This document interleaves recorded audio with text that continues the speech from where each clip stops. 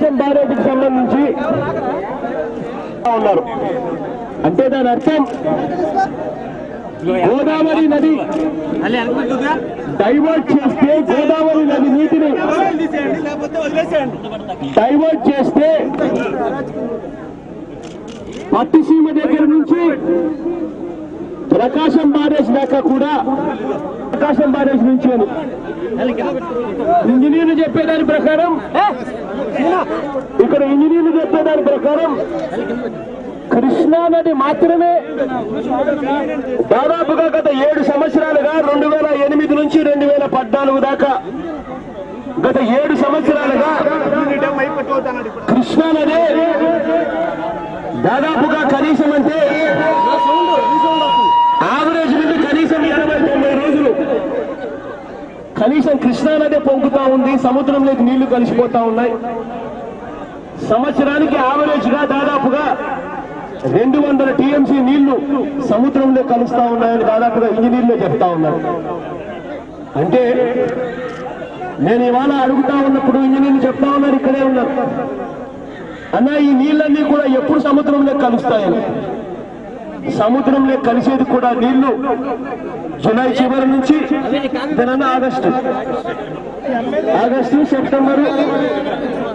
August, September, October, ఇదే 3 నెలలు సముద్రంలో నీళ్లు కలుస్తాయని అన్నారు.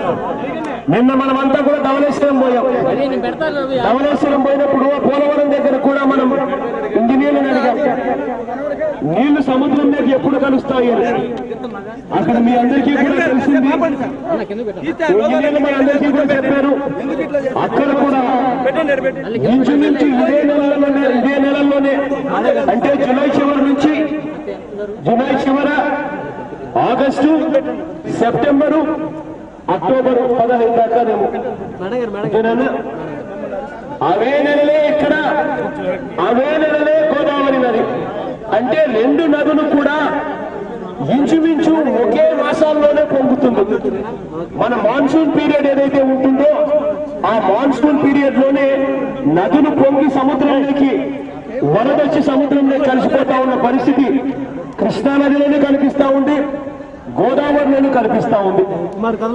ఎవరైనా కూడా రాష్ట్రానికి ఏదైనా మంచి జరగాలి అని అంటే ఆ నదులు పొంగేటప్పుడు, ఆ నదులు వరదలుగా సముద్రంలో కలిసిపోయే నెలల్లో, అంటే దాని అర్థం ఆ జూలై చివరిలో ఆగస్టు, సెప్టెంబరు, అక్టోబర్ 15 దాకా ఏదైతే ఉంటుందో, ఆ అక్టోబర్ చివరి దాకా ఏదైతే ఉంటుందో, ఈ 3 నెలల్లోనే నీళ్లు ఏదైతే వస్తాయో సముద్రంలో కలిసిపోకుండా ఆ నీళ్లను మనం నిల్వ చేసే కెపాసిటీని మనం పెంచుకోగలిగితేనే ఆ నిల్వ చేసిన ఆ సామర్థ్యాన్ని, ఆ నిల్వ చేసిన ఆ నీళ్లను ఆ తర్వాత వరద అయిపోయిన తర్వాత మన అవసరాలకు మనం వాడుకోవచ్చు.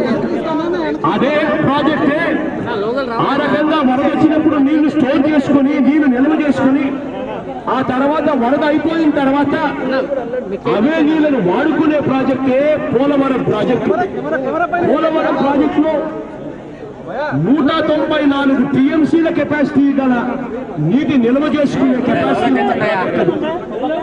వరద వచ్చినప్పుడు ఆ నీళ్లు నిల్వ చేసుకుని వరద తర్వాత పోయిన తర్వాత కూడా ఆ నీళ్లను కుడి కాలువ ద్వారా గోదావరి డెల్టాకు నీళ్లు ఇవ్వడమే కాకుండా కుడి కాలువ ద్వారా 80 టీఎంసీల నీళ్లు కృష్ణా డెల్టాకు కూడా నీళ్లిచ్చే కార్యక్రమమే, నీళ్లిచ్చే ప్రాజెక్టే పోలవరం ప్రాజెక్టు.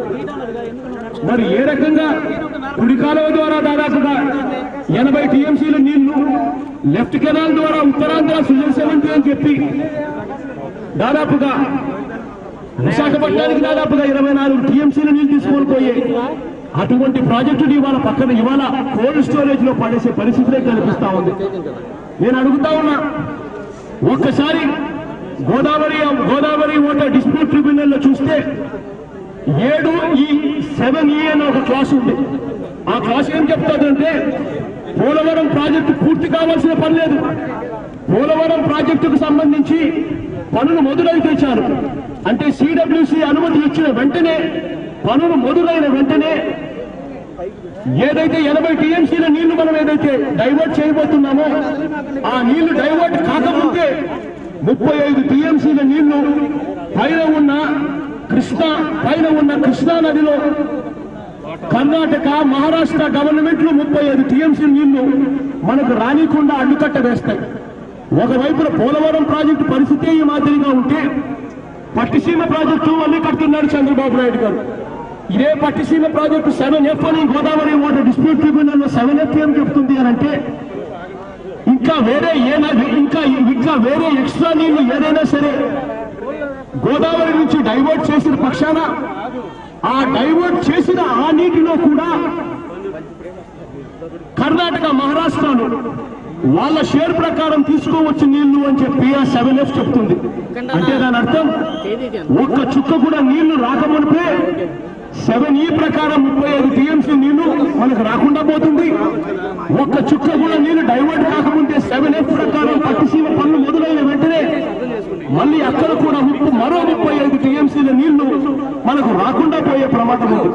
అంటే రెండు కలిపితే ఒక్క చుక్క నీళ్లు డైవర్ట్ కాకముందే 70 టీఎంసీల నీళ్లు కృష్ణా నదిలో అష్యూర్డ్ వాటర్ లో మనకు కర్ణాటక మహారాష్ట్రలో మనకు కత్తిరించి నీళ్లు పంపకపోయే ప్రమాదం ఉంది అన్న సంగతి తెలిసి ఉన్నా కూడా ఇవన్నీ కూడా పక్కన పెట్టి కేవలం కాంట్రాక్టర్లకు మేలు చేయాలి అన్న ఉద్దేశంతో చంద్రబాబు నాయుడు గారు పట్టిసీమ అన్న ప్రాజెక్టును లాంచ్ చేయడం ఎంత మటుకు సమంజసమో అని అడుగుతా ఉన్నా.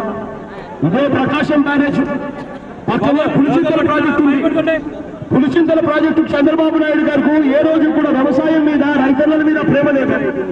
ఇదే పులిచింతల ప్రాజెక్టు ఆ దివంగత నేత ప్రీతమ నాయకుడు రాజశేఖర రెడ్డి గారి హయాంలో దాదాపుగా 90% ప్రాజెక్టు పూర్తయిపోయింది.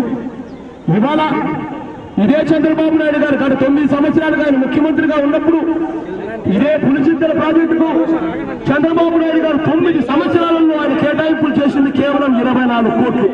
అంటే సంవత్సరానికి 2 కోట్లు కూడా కేటాయింపులు సరిగ్గా చేయలేదు 9 సంవత్సరాలలో.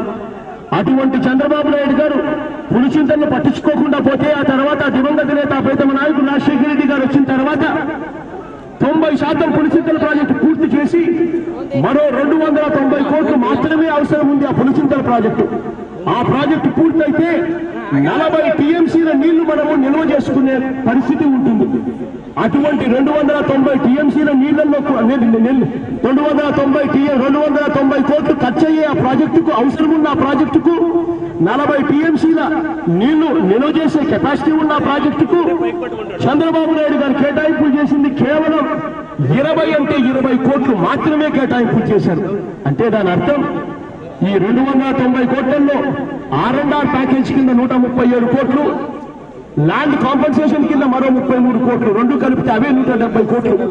ఈ 170 కోట్లు పెడితే 290 కోట్లలో ఈ పులిచింతల ప్రాజెక్టు పూర్తయి 40 టీఎంసీల నీళ్లు కెపాసిటీ స్టోర్ చేసుకునే పరిస్థితి ఉంటుంది. కృష్ణా నది నుంచి ఇదే ఇంజనీర్లు చెప్తా ఉన్నారు. ఈ డేటా నేను ఇచ్చింది కాదు, ఇంజనీర్ల దగ్గర నుంచి తీసుకున్న డేటా, ఇంజనీర్లు ఇస్తా ఉన్న డేటా. ఒక కృష్ణాలోనే సముద్రంలో కలిసిపోయే నీళ్లే 200 టీఎంసీల నీళ్లు సముద్రంలో కలిసిపోతా ఉన్నాయి అని చెప్తా ఉన్నారు. 100 రోజులు దాదాపు 90 రోజులు నీళ్లు సముద్రంలో కలుస్తా ఉన్నాయి. వర్ష ఇయర్ చూసుకున్నా కూడా 35 రోజులు, 2014లో 35 రోజులు ఫస్ట్ ఇయర్ కింద లెక్కేశారు. 2012లో ఫస్ట్ ఇయర్ కింద 34 రోజులు లెక్కేశారు. ఆవరేజ్ కింద చూసుకున్న వీళ్ళ లెక్కల ప్రకారం 80-90 రోజులు అని చెప్తా ఉన్నారు. అంటే ఇంత దారుణమైన పరిస్థితిలో నీళ్లను ఎలా దురుపయోగం చేస్తా ఉన్నారో